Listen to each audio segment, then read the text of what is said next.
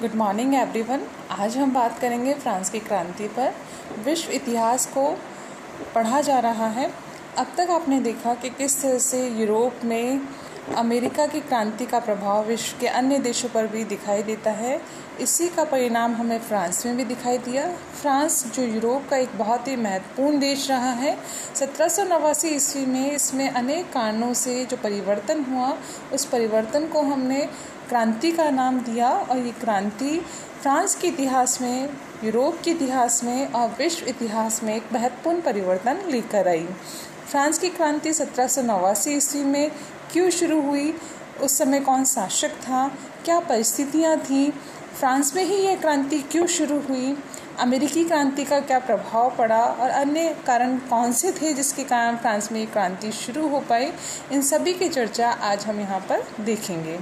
सबसे पहले हम देखते हैं कि विश्व इतिहास में यूरोप में फ्रांस जो एक महत्वपूर्ण देश है, इसका हम सामान्य परिचय देखेंगे कि ये जो फ्रांस है जिसमें 1789 ईस्वी में क्रांति की शुरुआत हुई, तो इसका सामान्य परिचय देखा जाए तो फ्रांस की क्रांति जितना शस्त्रों का संघर्ष थी उतना ही ये विचारों का संघर्ष थी।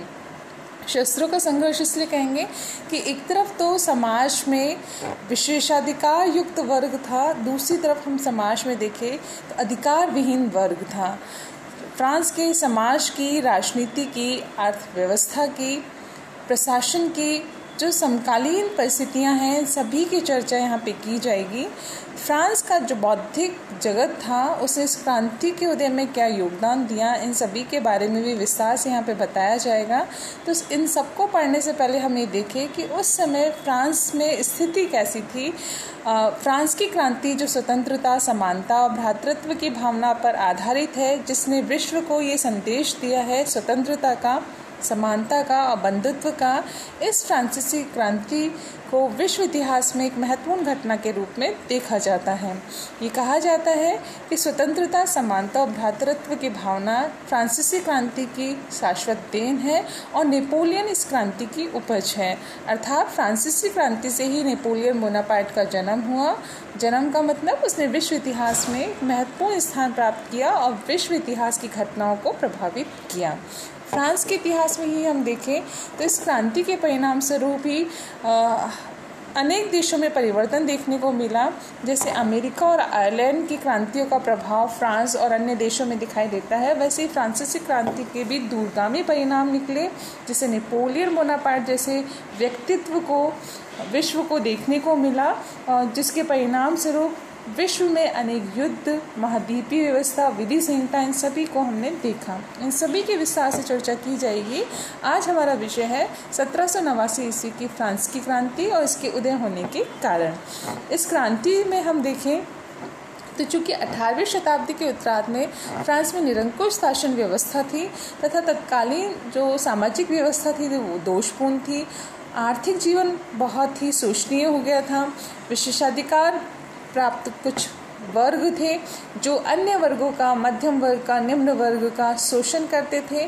एक तरफ हम देखें तो मुट्ठी भर लोग थे जो बहुसंख्यक लोगों का शोषण कर रहे थे।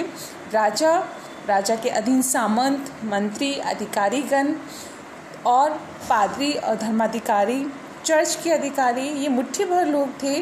विशेषाधिकार प्राप्त लोग थे जो अधिकार विहीन जन सामान्य का, जिसमें किसान हैं, मजदूर है, भूमिहीन लोग हैं, मध्यम वर्ग हैं। मध्यम वर्ग में हम शिक्षकों को, वकीलों को, इन सभी को ले सकते हैं।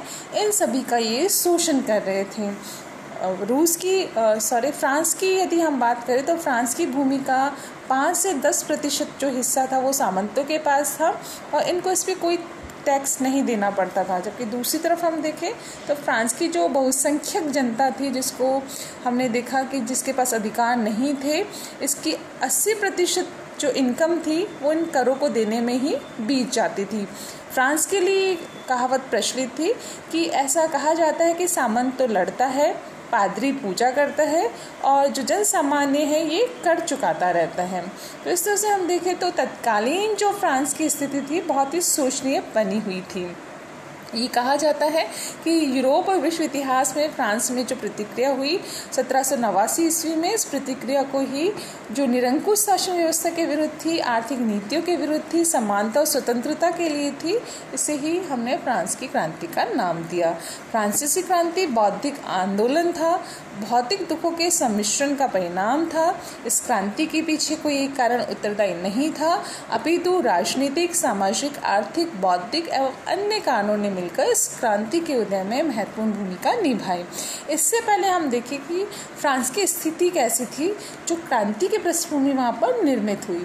1789 की फ्रांसीसी क्रांति के समय फ्रांस में बुर्बो वंश के लुई 16वें का शासन था और उसकी रानी थी ऑस्ट्रिया की राजकुमारी मैरी एंटोनेट।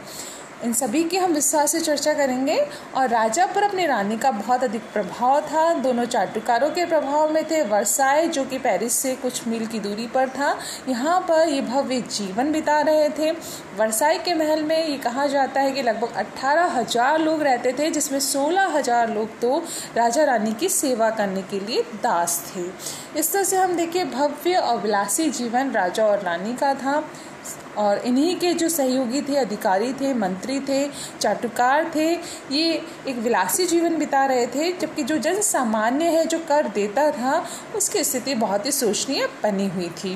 कुल मिलाकर हम कहें कि क्रांति फ्रांस की पुरातन व्यवस्था के विरुद्ध में एक प्रतिक्रिया के फलस्वरूप हुई है, जिसमें अनेक कारणों ने योगदान दिया है।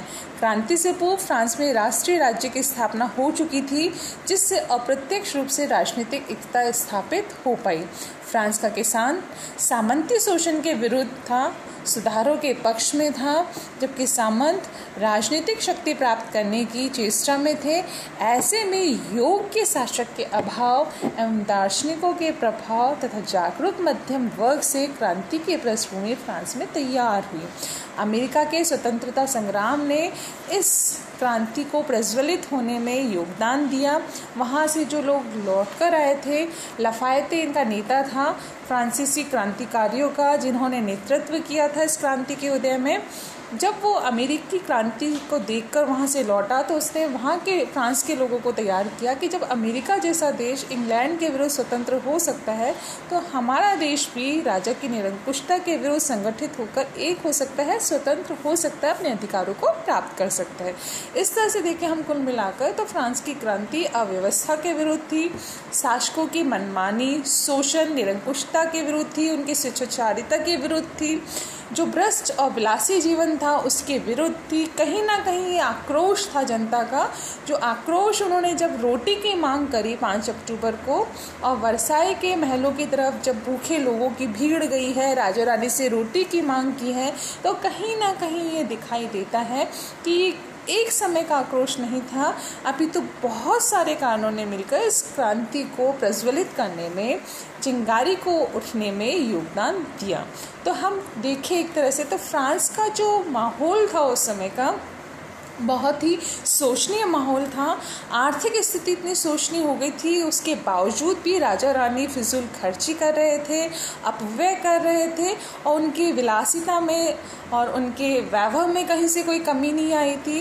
राजा के रानी के जो चाटुकार थे, पादरी, सामंत लोग जो थे, मंत्री और अधिकारी लोग जो थे, ये भी भव्य और विलासी जीवन बिता रहे थे।